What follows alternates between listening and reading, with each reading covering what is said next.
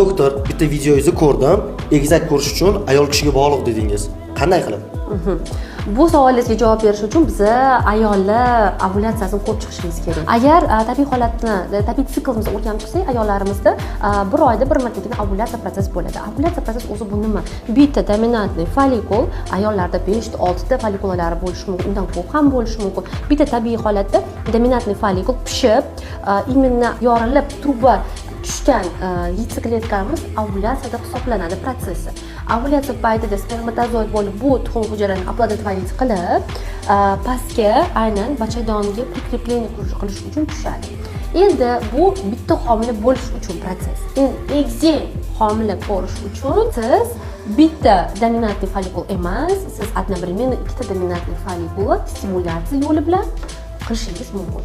Ginekologlar to'g'ri stimulyatsiya qilib, folikularni yetiltirib, ikki tomonlama ovulyatsiyaga olib keltirish mumkin. Sizda bu muolaja nasib bo'ladimi? Ha, klinikamizga kelib, konsultatsiya jarayoniga yozilib kelsangiz, albatta ayolingizni tekshirib, o'zi ularga показания bormi yo'qmi ko'rib chiqamiz va stimulyatsiya qilib ko'rishimiz mumkin.